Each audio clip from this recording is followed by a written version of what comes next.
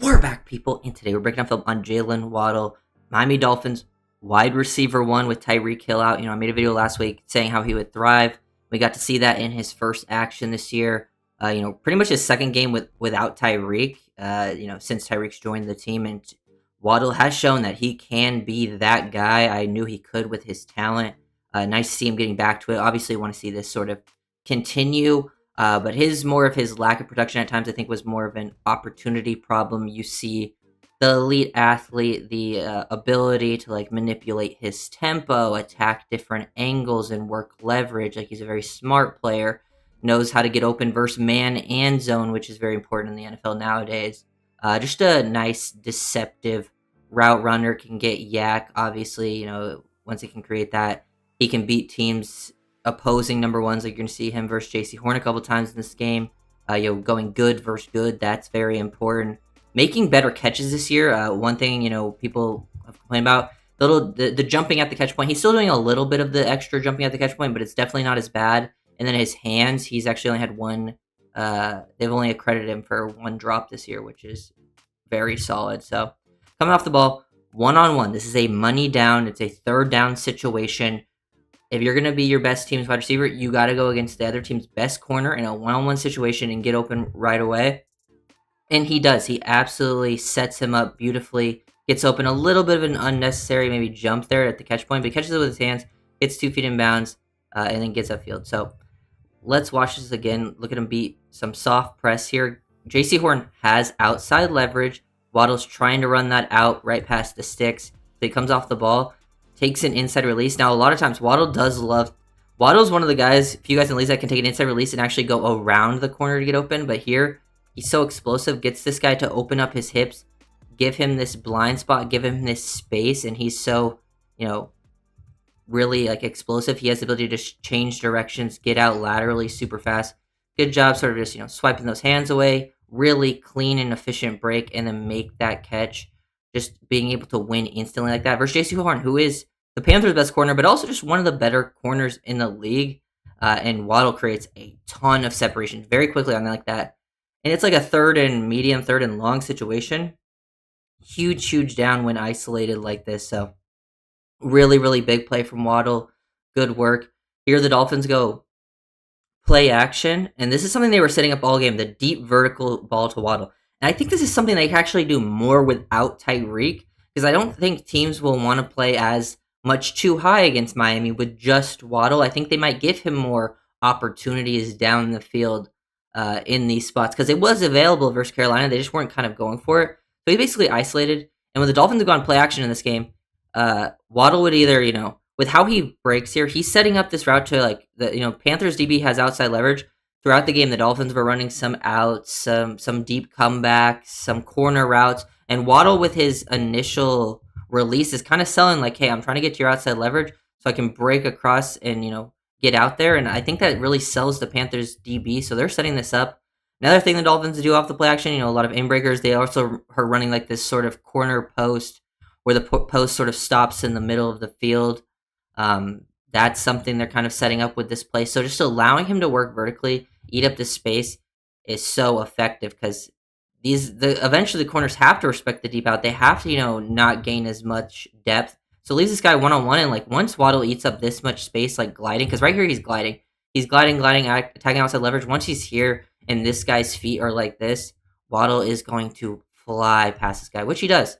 Insane acceleration and speed, good tracking, good job from Waddle, and good job from Tua. You don't want to overthrow it. A slight underthrow is totally fine there, especially when, you got a guy that can get that far open on a play like this. So, me. Big Waddle fan, would love to see more deep shots. This has happened twice. When last time Tyreek missed a game, it was versus the Jets, and they got a deep shot to him. They only took one, and he scored on that play. Same in this game. They really only took one deep shot. There's another one you'll see where it was kind of a deep shot, but not really the situation I'm looking for. But that's something to keep an eye on. If the Dolphins get to midfield, it's 1st and 10. Midfield 1st and 10, and it's maybe not super early in the game, but middle of the game. It could also be, this one was late in the game. If you see this and you see them go play action, don't be surprised to see a deep shot to Waddle, because I think they're going to start taking at least one of those a game, which I think is nice, and it did on in that situation.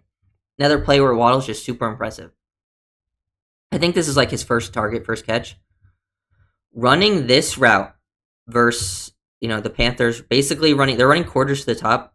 Look at this corner. Look where his leverage is, and look how Waddle sells this. Like, he knows, like, hey, I'm probably not, like, he loves to work different types of leverage. He could, attack outside leverage, then break. That's something Waddle does. But here, by taking hard inside release here, he's stemming to the inside. This corner completely moves off his spot and gains depth because he's threatened by Waddle's speed. And by doing that, even though he still has his outside leverage, Waddle is so athletic. He's able to get out there and cross the face and get back to the outside.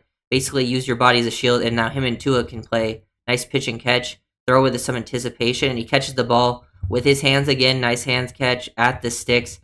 Very impressive that you can even get a target on this play. When this DB has that type of leverage, this is a route that's probably not thrown 99% of the time to pretty much every receiver in the league. But Waddle's one of them because he's so quick, so explosive, so fast that he can get to those spots very impressively, even though he should have no chance in that spot. Here, Waddle just, kind of getting open versus zone, making a tough catch, slipping. So, down in the red zone, Panthers rotate into a cover 3. You got the single high, deep third over there, hook. You got your hooks, your buzzes, your flat defenders. And then Waddle's kind of just working on the timing because he's not like the initial first read. So he's kind of, getting around this flat defender, taking his arc, and then sitting down, snap your head around. You kind of slip right here. Ball's out with timing, and this is a tough play because you slip. Tua's throwing the ball with anticipation early. He slips, regains his balance, makes a tough catch, even bobbles a little bit while he's getting hit, and finishes. That is great sign for Waddle that he is making tough catches this season. Because if Waddle can make some tough catches, we know he can get open. We know he can create separation. You're just not going to get open and create separation every play. It's just not a realistic thing for an NFL player. So being able to make some tough catches in traffic like that, huge, huge, huge for Waddle. I believe he can be the receiver 1 of the future for this team. I would love to add like a nice complementary wide receiver 2 that kind of is a different skill set from him. Because I think the rest of your receivers are good complements as like wide receiver 3s, wide receiver 4s. I think you got those down. I just don't think you have a current wide receiver like 2 on the roster, maybe not like an ideal one. I think guys that can get the job done. I mean, Darren Waller is basically your wide receiver 2 right now. Another solid job, just being timing, depth. This stuff is important too. Like, he doesn't do anything crazy in the route stem. Just fires off the ball, knows that he sells vertical here. This guy's bailing, and he just gets to his spot. Get to the exact depth you need to get to. Snap your head around. Don't waste any time. You see, like, there's no real windows, like, in front. He knows he can kind of get to where he needs to be. He doesn't need to completely slow down because there's no one really to the inside of him that was really going to take away a window, at least not an immediate window. And him and Tua just on the same page make those catches down the field. This is a very important trait that receivers need to have now in the NFL. I think this is a high floor trait for a receiver. We know Waddle's got this super high ceiling. We see all the crazy plays that he can make. But making plays like this on a consistent basis is huge for a lot of plays in the NFL because so much of it is timing and rhythm based, especially in the Dolphins offense. That's big. And even on plays he wasn't getting targeted, I love this type of thing. Like, obviously, Waller gets completion. But, like, getting him in the slot, letting him run some stick and nods, like, he's had some effect. Like, there's one big play versus the big Baltimore game where Tua threw 6 touchdowns. Waddle had, like, a 60-yard reception on this type of play where he runs a stick and nod. He gets lined up on a linebacker. This is, like, cheating. I want to see them do this more often. Look at him sell. Like, this is eyes tells lies. Eyes tell lies. This is... and his whole body's telling a lie. His eyes pointing, hips, shoulder, all pointing like he's breaking to the outside. Be deceptive. Deception versus perception. We're throwing out all the sayings right now. And then, break across. Would have been open over the middle. Like, if Waller wasn't open, if he was a second read, boom, you hit this with timing over the middle. Would be nice to see that. I think that's a fun little thing that Waddle can just do more of and doesn't get a huge chance to do a ton of. But getting him down in the slot, letting him work some like option type stuff here, just a quick out, nothing too crazy. Let him get upfield. I like the catch where he's able to flip his hips. This is important. Catching like this where, Tua doesn't want to lead you to the sideline because, he wants you able to get your momentum upfield. And Waddle does a great job flipping his hips. This is how you improve your yak, is flipping your hips like this. See how he flips his hips before the catch point and still making the catch. That happens with a lot of concentration drops where you're trying to do too much too early, but he's able to concentrate on the football, the whole time, but still flip his hips and momentum upfield so he can maximize the yak. Because if he doesn't, say he catches this ball without flipping his hips, he probably only gets to like this area of the field, like the 9 or 8, but he ends up getting down to the 4 or 5 yard line and they end up scoring the next play. Also could have given him a chance to maybe even score on that one if he tried to throw a move. Just maximize your yak. Here's that other vertical shot to Horn. He does get on top of him. Like, this is a very, it's just not going to be completed because of the pressure and the bad snap. But Waddle off the ball versus their team's best corner, and just look at the exploit. Like, he doesn't allow them to get hands on. Like, JC Horn coming into this game, his whole talk was about disrupting, getting hands on Waddle. I don't think I saw him get hands on Waddle one single time. Like, because guess what? If he did try to shoot hands here and say he missed, Waddle's cooking him for a touchdown. But even then, without getting hands and playing off the ball, Waddle it still has like a step on him. Ball probably could have, if it hits him, obviously if it hits him in stride, it's a tough play, but could have been a big play. It's just, still opportunities for even more from Waddle in this game. Like, here's another one. This one got called back for holding. This is a big play down the field. Another timing route for Waddle. Really good job. Slight lean to the outside here. So he leans outside in the stem. Kind of moves the guys off the spot, gives him the inside route. And then look at the Waddle, like almost full extension catch. He elevates a little. It's fine to elevate here because I actually think he needs to elevate to catch this one. But he does a good job of not elevating a ton because I feel like in the past he was super jumping for footballs. Here he just barely elevates to make the catch, gets his feet back on the ground right away. Also makes a tough catch away. Like, if he doesn't catch this, these are plays that could be picked off, whether, if they're tipped off your hands. But he makes a really nice catch. The timing, anticipation, super trust in from your quarterback to make that play. Really good work from Waddle. That's another play that didn't count because of there was holding, I think, on Cole Strange. I think that was the Cole Strange hold. So just opportunities where I think Waddle can do even more. He still ended up with over 100 yards receiving. I think he had 9 targets in this game. That's about what we expected because he was averaging about 6. He's averaging like 6 targets, finishing those games with like 4 catches, 5 catches. This game, he gets 9 targets. I think he had 6 catches for like 100. I forget the exact amount. It was over 100, like 110-ish.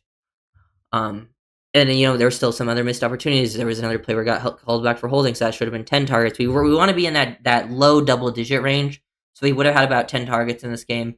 And I think he would have had even more, especially if the Dolphins end up playing from behind, he'll have even more. Or if they're, actually sustaining some drives in the middle of the game, so he'll get even more targets. Very excited to see that. Want to stay healthy.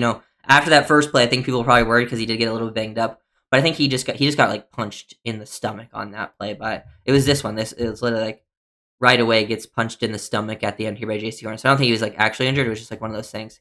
Like right there, he punches him like in the side in that rib area, which is just a painful thing. Not an actual injury where he's gonna be like on an injury report, but hopefully staying healthy is the key for Waddle. I know talent wise, he's easily a top 5 player on this team. He's been honestly like if you had to rank the top 5. It might be all offensive players. It's probably Achan's one, I would say, has been like just this year alone. It's probably Achan. And then it's probably like Waddle, Patrick Paul, Aaron Brewer. And then the 5th is probably like Tua or Jalen Phillips. Jalen Phillips would probably be the only defender with a chance, I think, to make the list.